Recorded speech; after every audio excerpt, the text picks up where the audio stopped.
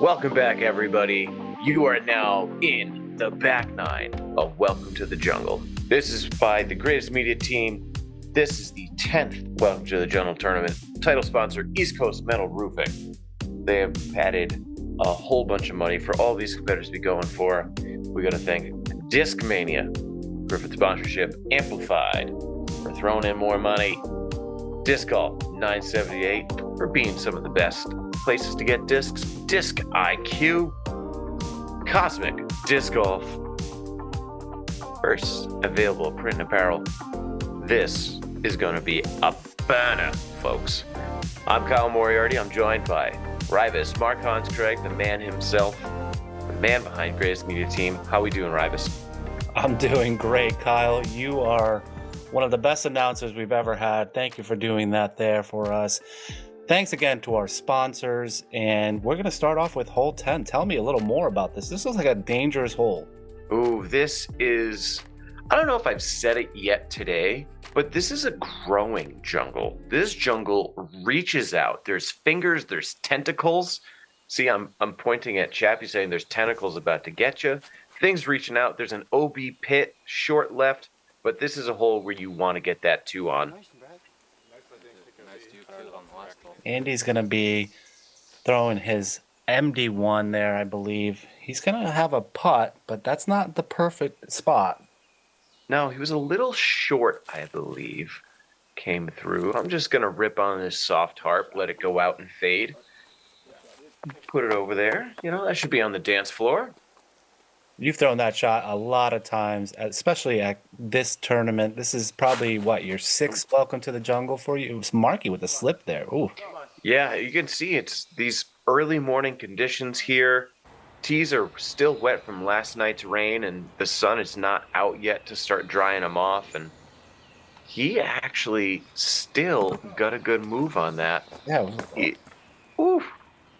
Very good move on it. Wow. This has to be the second easiest hole of the course and the tournament for you guys. Man, Raivis, you are so smart, dude. Hole 10, 53% of the field took birdies on it. It played 0.41 strokes below par. Oh, hey. Everyone's aiming at Paul, man. What's going on here? Paul. This is almost twice in a row he's going to get hit. But yeah, I mean, he was in a good spot. Aim at Paul and let the disc fade in front of him. We'll have to trade Skylar and Paul so that they can enjoy the different positions of Greatest Media Team there. Right. Andy for his birdie look. Let's see if he can connect. Ooh, what a good putt there. Andy. Second hole of the third day for you guys. And Andy's already looking better than he did yesterday in those. Yeah, he's looking good. He's looking clean. He's looking fresh. He seems like he's ready to rock and roll here. And you know who else is ready to rock and roll at this moment? Justin Patno and David Fleck. These guys are catching up to your lead card for the third round and almost tying you at that moment. Nice birdie for Marky there. Yeah, Chappie needed that. He had that pretty awkward putting on the previous hole, so he got a good redemption. Yeah, he's got a roller coaster round. A lot of bogeys, and then right after birdie. Yes. Yeah, Brad. Oh, he just got hung up. And there we go. Cleaning my birdie up. Kyle, you're looking good. That's a -2 for you for the round. And then for the tournament, -10. Here is hole 11. I like this new change on this par 4. Tell me a little more about it. Yeah, so hole 11, now par 4, 430 feet. So a really short par 4. So it's all about positioning off your drive. You really aren't throwing anything to get beyond 300 feet unless you're playing super aggressive.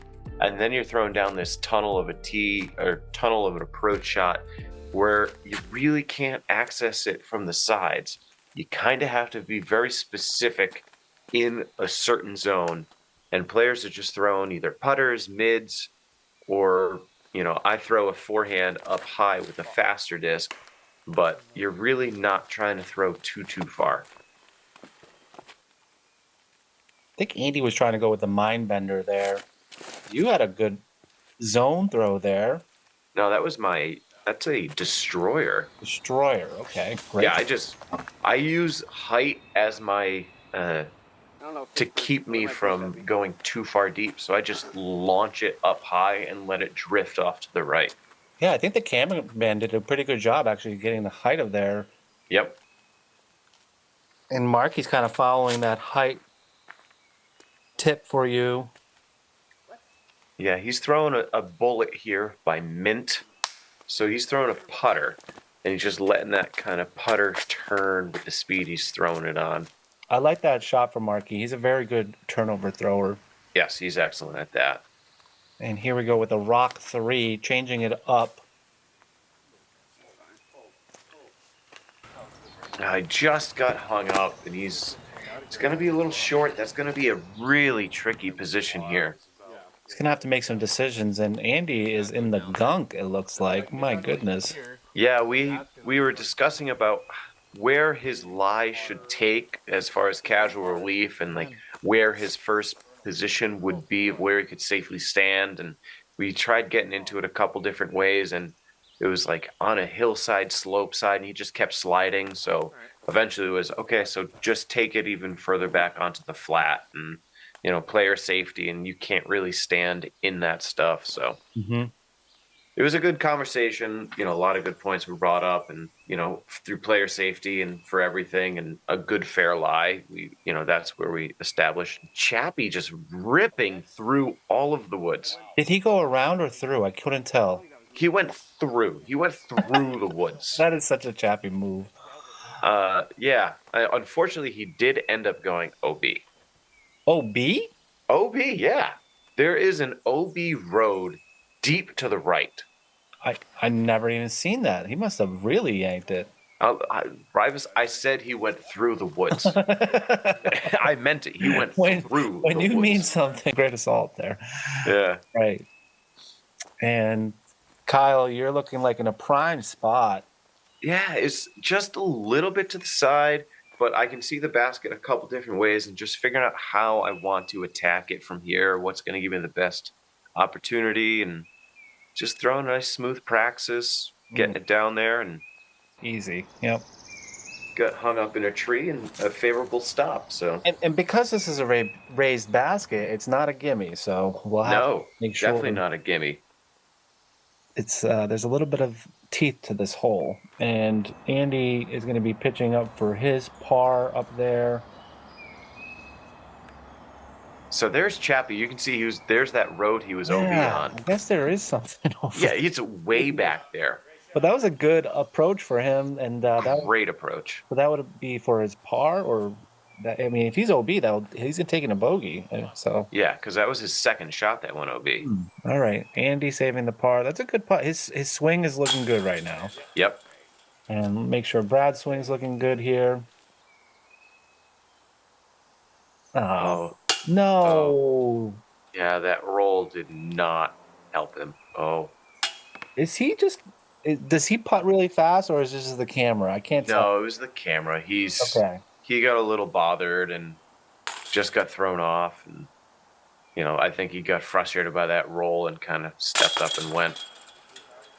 He's a much better putter than that. Usually he's averaging 990 golf out there with his Yetis. Yeah. Let's see if he can turn it around here on hole 12 coming up here. I love this new change. Par 3. It used to be the easiest hole on the course with like just a baby little hyzer. Now you actually have to throw something that has to move either to the left side of this tree right here or going through where the drone is right now. I personally prefer the going through route just because it plays better for my mid-range. I'm assuming you're throwing a forehand on the left-hand side because it rides a little easier for you. You're correct. I'm throwing this forehand because in my mind, this forehand play is basically guaranteeing a par. Yeah.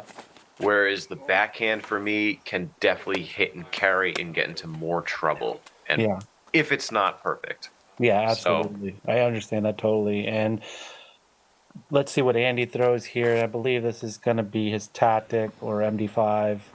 No, I think he went faster here. Really? Yeah. That could be. Honestly, that could This is be like a that Kyle horizon. Klein. Yeah, that could be Yes. that. Yeah, exactly.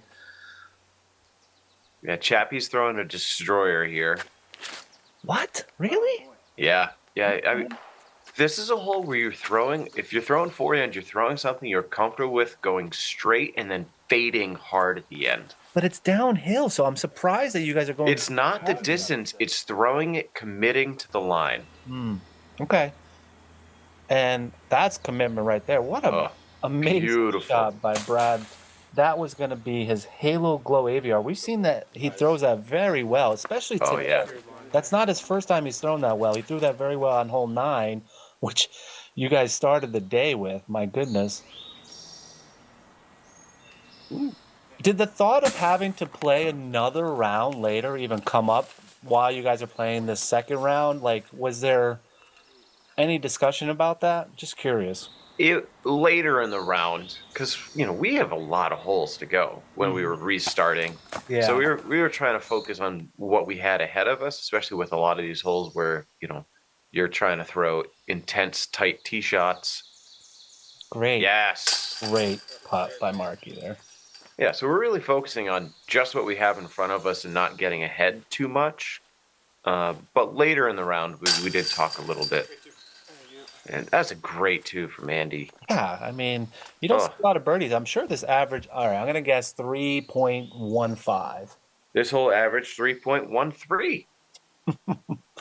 They call me the human bet machine. Wow, yeah, you put the line down. I love it. Yep. And there is Bradley's deuce. So we got a couple deuces. Wow. Really cool stuff here on hole 12. I like this hole. I like that you guys got birdies. You guys showed the viewers on how to get the birdie. Now, here we go to hole 13, 300 feet. A very tough hole across the pond and across the ravine. Oh, boy. Yeah, what's hard about this hole is that we're teeing off from an inbounds area and then quickly going over an OB pond. And it was discussed that if you do not hit a tree that is in bounds and establish a lie that is in bounds, you almost have to go to a drop zone. So, but, a change for this year is that it's not being played as an island, so you can play from the last place you were in bounds. So it was a really nice change for us players. Yeah, that is a really good change because it allowed players to actually just make sure they hit something across that side rather than treating it like a true island, which a lot of players got penalized last year, including myself. Yeah, especially because that drop zone you're playing from is a 250-foot shot, not a drop zone you're putting at. No, but this has to be good. Marky with the ace run here on hole 12 or 13. Oh, boy. I believe that was a rock that he's throwing. Had to be a rock. That looked like a flat top rock from a mile away. That was a good shot there. Now a lot of discussions. I mean, were you last in bounds or not? This is a critical point. Yeah, it's a huge discussion. And Brad was almost trying to play devil's advocate and trying to be like, I don't know if I actually did cross inbounds. And we had 3 guys on the cards like, no, we're pretty sure you hit this tree. Look where your disc is, and this makes the most sense. And he's like, yeah, I guess you're right. Yeah, Brad, are you going to try to... He's a very honest player. Apparently. Extremely honest. And, we're not trying to, mess anyone's game up. And, but, honestly, I think we gave him the appropriate call and the best lie to our ability. From what I could see on camera, all you guys reached across. You hit something across that. Correct. So. Yeah.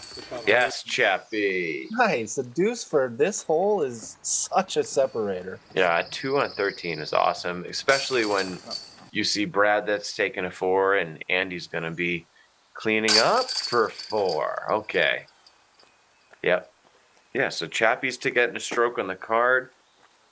2 strokes on 2 of them. It averaged 3.2, so I mean that's a really good stat there.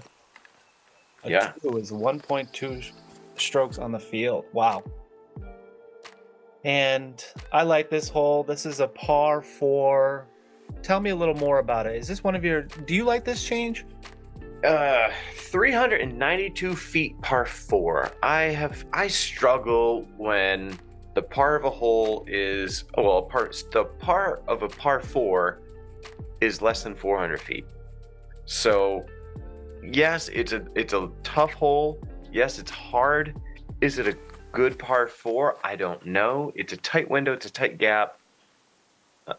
I don't know if this was needed or a little forced. I like the hole.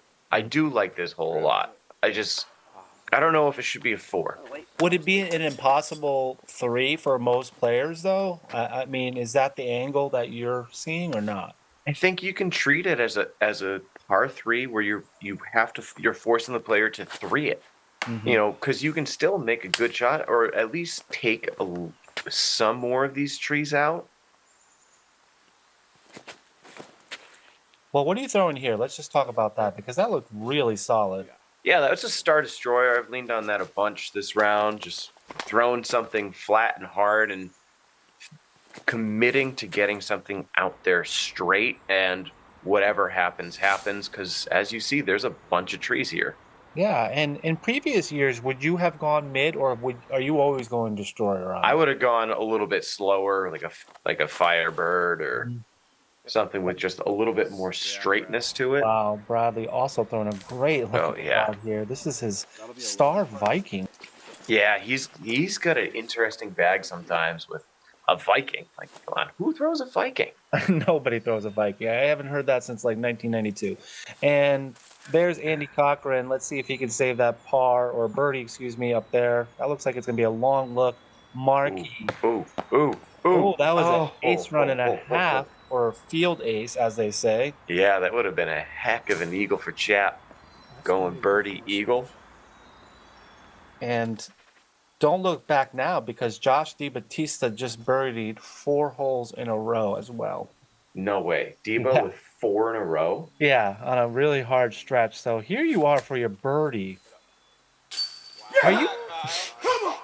No, that's an eagle, Raivis. Or eagle? No, oh my goodness. Oh my gosh. We just talked about how this...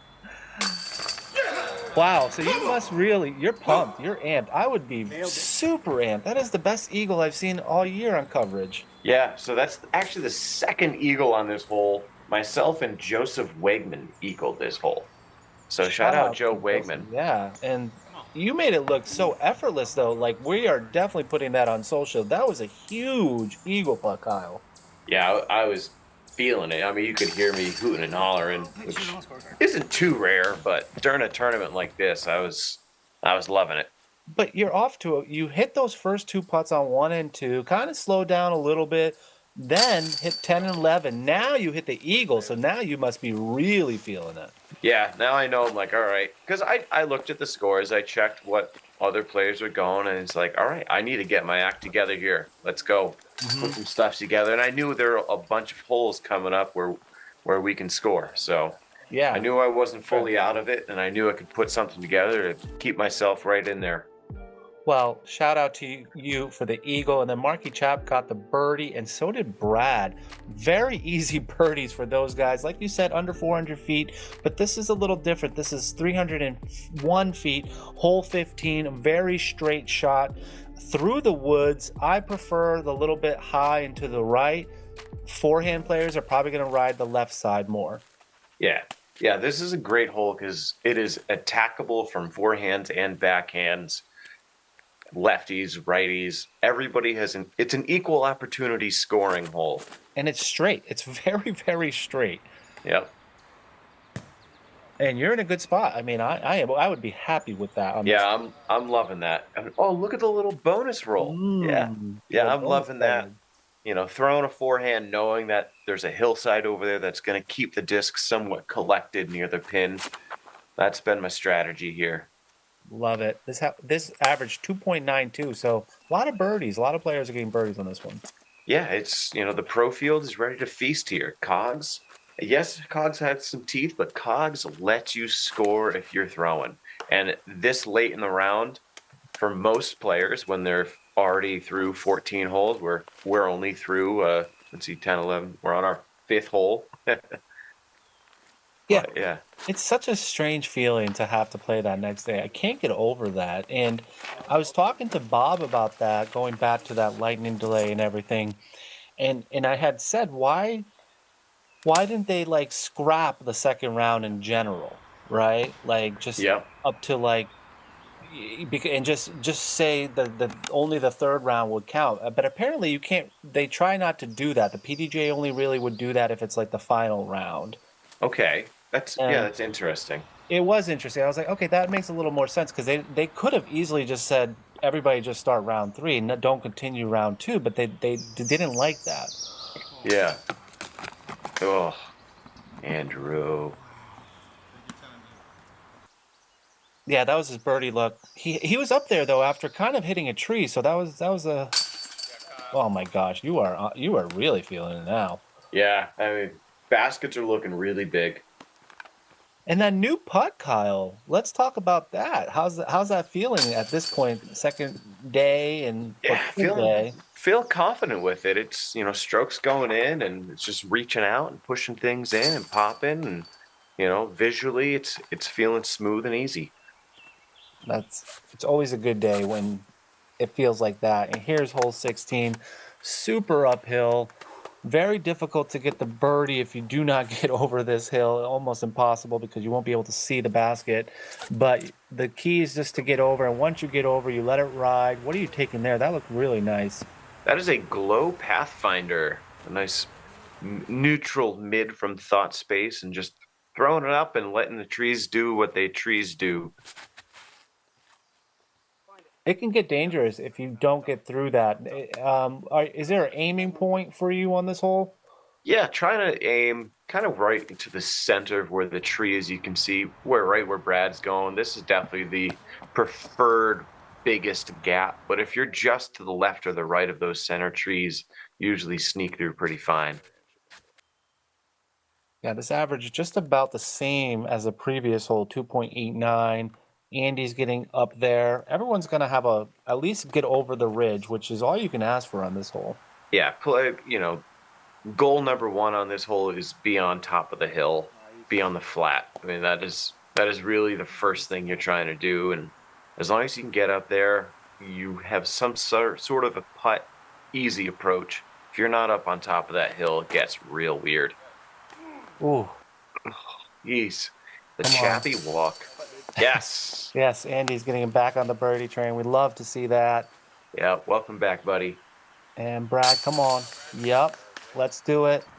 Nice. That's a good looking putt there. He threw his Color Glow Champion Eagle off the tee. Wow, he went eagle. He did. And yes, Kyle, you are looking good at 15 down at this moment. And I don't know, because you get an eagle and you get that, is that considered a turkey? Leave that in the comments. Yeah, I don't know what that is, but it was good. It was good. Great. That's what it is. It's very good. And Marky. Yeah, love that shirt that he's rocking. He always has something different to wear every Boney Classic. And hole 17, tell me a little more about it.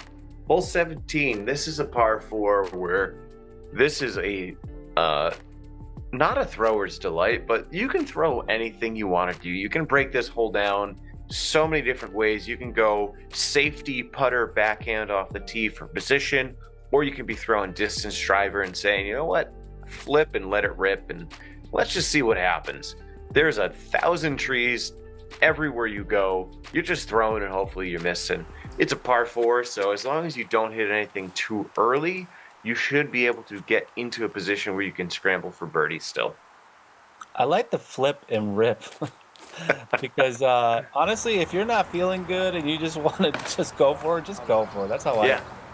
Yep. And I'm just laying into a forehand super hard. Just just let it go and see what happens. It looked like you didn't care what the result was. Just let it get through that initial tunnel. So. Yep. Yeah, and even where Brad is, he's in a position. It's going to be awkward, but there are lines through these woods. Mm-hmm. It'd be nice to get a little bit further to the right, but he can scramble for par. Yeah, I'm shocked. Whoa, that went Oh, forever. oh, wow. Yeah, he can throw a That's mile, man. that's over by 18's tee. That's Oh, insane. Do you oh. know what he threw? Was that a mid or? I think it was an eagle. Yeah, jeez. And Andy is going to get a nick to the right, but I think he threw it so hard that he's going to be okay down there. Yeah, it's, I give the cameras kudos for watching any sort of a throw here. It's just the trees, man. There's so many. I mean, look at what Bradley just went through, and he had a great shot there. Wow. Yeah, I wonder what he's throwing for his up shot there. I think it's that his was probably AVR that 3. AVR. Yeah, it was his AVR 3. Good call. And Yeah. this whole average 3.68. I am. Oh, thumber. Yeah, that's a good shot by Andy there. Oh, wow. Yeah.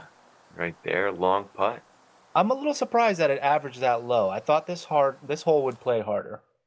I think the players have kind of just really figured out this whole, like, if I just throw something, if I throw hard, I think you get into more trouble if you throw soft and you don't get down into this. And then you can just kind of scramble. Like, so many players now have that. The Marky just went through. Yeah, he was in a gnome pine forest.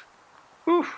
Yeah, no, I think you're right. The players have figured this one out, and it did average way harder back a couple years ago. Yeah, and there are a lot of these pines that are dying and falling. The rough is getting less rough down there because there's more people playing it, and that laurel is thinning out a little bit, just a little bit. And here's Marky for his birdie. Oh, Not very happy with himself, unfortunately. that was a tough.